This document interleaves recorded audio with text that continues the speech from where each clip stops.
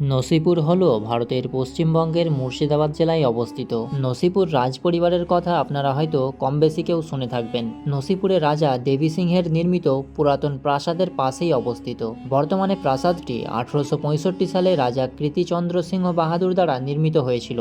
এটি দেবী সিংহের দরবার নামেই পরিচিত, যিনি ব্রিটিশ রাজের সময় কর আদায়কারী হিসাবে ঐতিহাসিকভাবে বিখ্যাত ছিলেন। তিনি প্রধানত পানিপথের বাসিন্দা ছিলেন, যেটি বর্তমানে হরিয়ানা রাজ্যের অন্তর্গত। বিচারের পর তিনি দেওয়ান রেজা খানের অধীনে রাজস্ব বিভাগে নিয়োগ পেতে সফল হয়েছিলেন। যারা তাকে সময়মতো কর দিতে ব্যর্থ হন তাদের বিরুদ্ধে কঠোর হওয়ার জন্য তিনি পরিচিত হয়েছিলেন। ধীরে ধীরে তিনি ইস্ট ইন্ডিয়া কোম্পানির লোকেদের মধ্যে তার প্রভাবকে বিস্তার করতে সক্ষম হয়েছিলেন এবং সেই বিভাগের প্রধান হয়েছিলেন। দেবী সিংহ নসিপুর রাজপরিবারেরও প্রতিষ্ঠাতা ছিলেন, যারা অগ্রবাল রাজবংশের অন্তর্গত ছিল। মুর্শিদাবাদের নসিপুর রাজবাড়িতে একসময় ফাঁসি দেওয়া হতো। রাজা দেবী সিংহের তৈরি এই বাড়ি ঘিরে রয়েছে নানান জনশ্রুতি। জানা যায়, পলাশির যুদ্ধের পর ব্রিটিশ শাসনে দেবী সিংহ বাংলায় এসেছিলেন। তিনি ছিলেন রেভিনিউ কালেক্টর। দরিদ্র প্রজাদের উপর খাজনা আদায়ের জন্য অত্যাচার করতে করতে তিনি কুখ্যাত হয়ে উঠেছিলেন। সেই অত্যাচারী রাজার নিদর্শন হিসাবে নসিপুর রাজবাড়ি পরিচিত হয়ে উঠেছে। যারা খাজনা পরিশোধ করতে পারতেন না তাদের বিচার করে নিজের হাতে ফাঁসি দিতেন। এই বাড়ির গুপ্ত ঘরেই করা হয়েছিল ফাঁসির মঞ্চ এবং এই বাড়িটির আদল দেখে হাজারদুয়ারির ছোট সংস্করণ বলে মনে করা হয়েছিল। বাংলায় আসার 20 বছর পর 1776 সাল নাগাদ তিনি এই নসিপুর রাজবাড়ি তৈরি করেছিলেন। পরবর্তীকালে 1865 সালে রাজা কৃতিচন্দ্র সিংহ বাহাদুর তার আমলে আরও বড় করে এই প্রাসাদটি নির্মাণ করেছিলেন। প্রাসাদের সামনের অংশটি খানিকটা হাজারদুয়ারির মতো করে তৈরি করা হয়েছিল। নিচ থেকে ধাপে ধাপে সিঁড়ি উঠে গিয়েছে বাড়ির প্রবেশদ্বারে। সিঁড়ির দুপাশে সিংহের মূর্তি, বাড়ির সামনে ছোট একটি ফোয়ারা, পাশেই টিকিট কাউন্টার থেকে টিকিট কেটে পাশের দরজা দিয়ে ভেতরে ঢুকে যায়। অনেক কিছু রয়েছে সেই ভিতরে। বাড়ি জুড়ে রয়েছে বড় বড় থামের দরবার। বাড়ির অন্দরমহলে রয়েছে রামচন্দ্র মন্দির, ছোট কালী ও ভৈরব মন্দির। বারান্দায় এই বংশের শাসকদের সব তৈলচিত্র রাখা রয়েছে। দোতলায় আছে একটি মিউজিয়াম, সেখানে আছে পুরানো সব আসবাবপত্র, পুরানো বই, দলিল ও দস্তাবেজ। পুরানো রাজস্ব আদায়ের খাতাও রয়েছে সেইখানে। আছে সেই সময়কার পোশাক আশাক। সবচেয়ে উল্লেখযোগ্য দেবী সিংহের ব্যবহৃত কালো রঙের পোশাক রয়েছে। কথিত আছে যে এই কালো পোশাক পরেই নাকি তিনি ফাঁসি দিতেন। এরপর আমি আপনাদের প্রত্যেকটা জায়গায় নিয়ে যাব। ততক্ষণ পর্যন্ত ভিডিওটি ধৈর্য সহকারে দেখতে থাকুন। পুরো নিস্তব্ধ পরিবেশ একদম। ও মাই গড, এখানে একটা দারুণ খুব উঁচু একটা মন্দিরের চূড়া দেখা যাচ্ছে। অসাধারণ একটা পরিবেশ।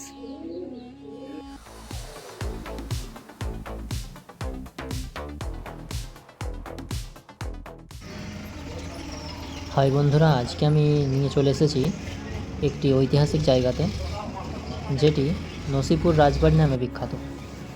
আপনারা কম বেশি প্রত্যেকেই জানবেন এই নসিপুর রাজবাড়ির কথা।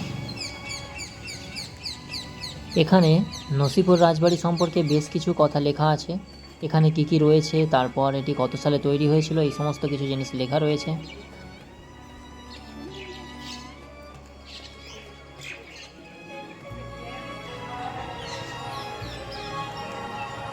এটা হলো নসিপুর রাজবাড়ির প্রবেশ পথ।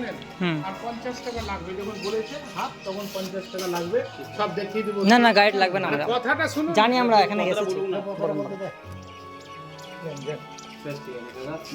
ধন্যবাদ। আগে এই নসিপুর রাজবাড়িতে ঢুকতে গেলে মাত্র 10 টাকা লাগতো, এখন সেখানে লাগছে 20 টাকা।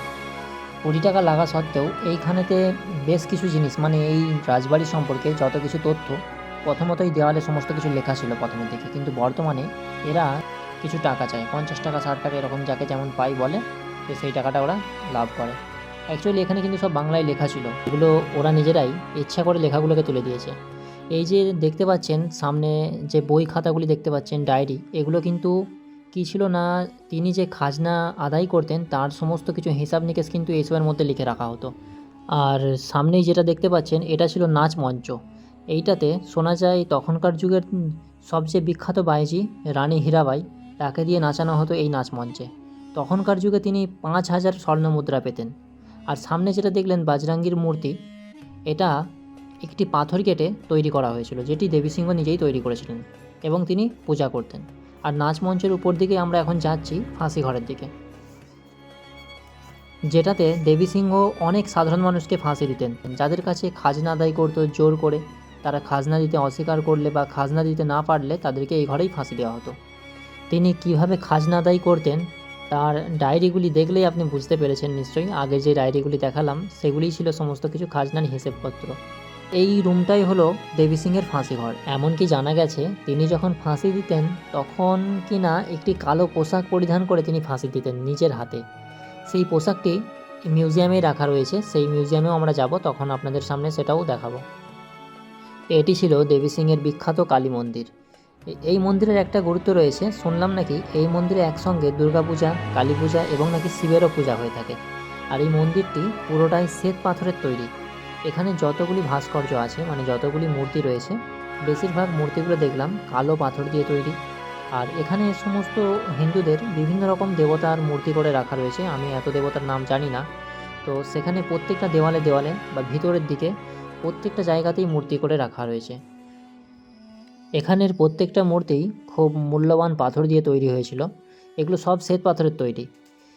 আর যে মেন যে মূর্তিটা আছে সেটা কিন্তু অন্য কোনো পাথর দিয়ে তৈরি। এগুলো সব ভেঙে গেছে, খুব পুরানো এগুলো বাড়ি। জগন্নাথ ঠাকুর মূর্তি দেখা যাচ্ছে, এটাও একটা মূর্তি, নাম জানি না এগুলোর আমি। পুরো নিস্তব্ধ পরিবেশ একদম। ও মাই গড, এখানে একটা দারুণ খুব উঁচু একটা মন্দিরের চূড়া দেখা যাচ্ছে। এটাই হলো সেই কালী মন্দির। যখন তিনি খাজনা আদায় করতে যেতেন তখন তিনি এই মন্দিরেই পূজা করে যেতেন এবং এসে আবার পূজা করতেন। অসাধারণ একটা পরিবেশ। এটি হলো করিডর, মানে যেটা রাজবাড়ির করিডর বলা হয় এটাই। আর আশেপাশে যে বিল্ডিংগুলি দেখতে পাচ্ছেন এগুলি বর্তমানের বিএলআর অফিসের মতো।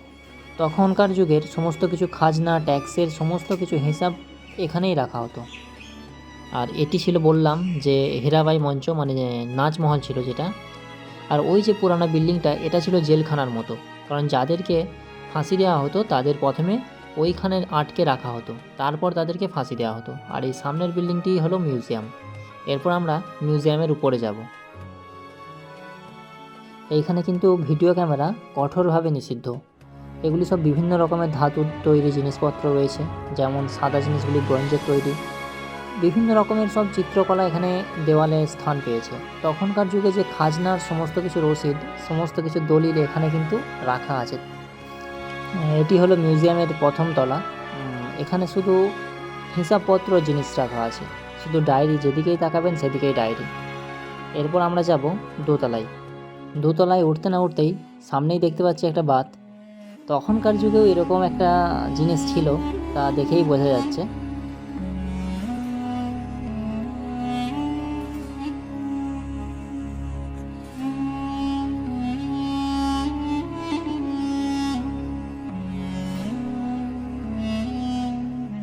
এটা হলো অস্ত্রাগার, মেনলি দেবী সিংয়ের অস্ত্রাগার ছিল এটা।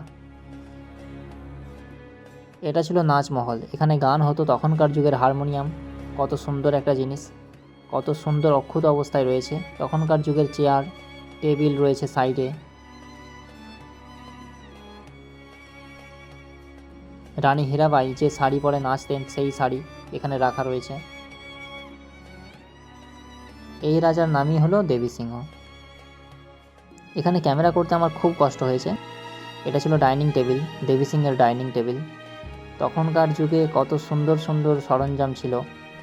আর এগুলো সমস্ত কিছু চেয়ার টেবিল। আর ওই যে ওই কোণের কাঁচটি হলো সেই বিখ্যাত কাঁচ, যে কাঁচেতে নিজের মুখকে আপনি দেখতে পাবেন না, কিন্তু অপরকে দেখতে পাবেন।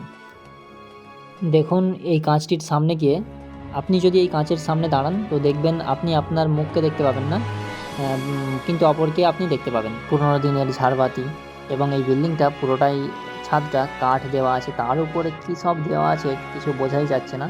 এটা ছিল নাচমহল। এখানে সমস্ত কিছু অনেক যারা বাইজিদের ছবি দেওয়া আছে, যারা নাচতেন দেবী সিংয়ের সামনে। আর এটা ছিল দেবী সিংহ রাজবাড়ির মেন গেটটা। দেবী সিংহের রাজবাড়িটি বানানো হয়েছিল পুরো হাজারদুয়ারির মতো করেই বানানো হয়েছিল। আর এই রাজবাড়ির সামনের দিকেই যাচ্ছে ঘোড়ার গাড়ি, সকালে দেখতে বেশ সুন্দর লাগছে। এখানে ঘোড়ায় গাড়ি করে সবাই ঘুরতে যায়। আমরা গাড়ি নিয়ে এসেছি, তাই আমরা গাড়ি নিয়েই ঘুরছি চারদিক।